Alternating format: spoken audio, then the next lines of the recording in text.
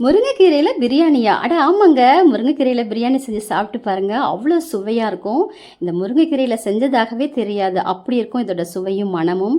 முருங்கைக்கீரை பிரியாணி செய்யறதுக்கு நான் 1 டம்ளர் பாஸ்மதி ரைஸை 1/2 மணி நேரத்துக்கு ஊற வச்சு வச்சுருக்கிறேன். இந்த பிரியாணி செய்கிறதுக்கு ஒரு கையளவுக்கு முருங்கைக்கீரை இருந்தால் போதும்.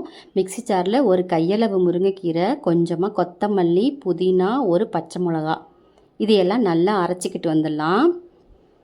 இப்போ ஸ்டவ்வை ஆன் பண்ணிவிட்டு ஒரு குக்கர் எடுத்து வச்சுக்கோங்க. அதில் கொஞ்சமாக எண்ணெயும் நெய்யும் சேர்த்துக்கோங்க.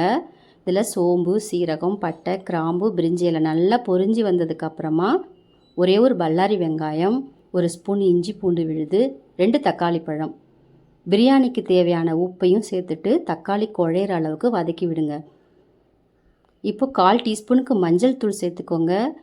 1/2 டீஸ்பூன் கரம் மசாலா, குழம்பு மிளகாய்த்தூள், 1/4 டீஸ்பூன் பெப்பர் சேர்த்துட்டு நல்லா வதக்கி விட்டுட்டு நம்ம அரைச்சி வச்சுருக்கிற விழுதையும் சேர்த்து 2 நிமிஷத்துக்கு பச்சை வாசனை போகிற வரைக்கும் வதக்கி விடுங்க. இது கூட ஒரு ஸ்பூன் தயிரும் சேர்த்துக்கலாம். தயிரும் சேர்த்து நல்லா கலந்து விடுங்க. இப்போ 1 டம்ளர் அரிசிக்கு 1/2 டம்ளர் தண்ணி. இப்போ மிக்சி ஜாரில் தண்ணி ஊற்றி நல்லா கழுவி 1/2 டம்ளர் அளந்து வச்சுக்கோங்க. 1/2 டம்ளர் தண்ணி ஊற்றிட்டு நல்லா கொதிச்சதுக்கப்புறமா அரிசியை சேர்த்துட்டு குக்கர் மூடி போட்டு மூடிடுங்க. மீடியம் ஃப்ளேமில் ஒரே ஒரு விசில் வந்ததுக்கப்புறமா ஆஃப் பண்ணிவிடுங்க. 5 நிமிஷம் கழித்து குக்கர் ஓப்பன் பண்ணுங்கள். ஒரு அருமையான பிரியாணி ரெடி. அப்படியே நம்ம சேனலை சப்ஸ்கிரைப் பண்ணிவிடுங்க.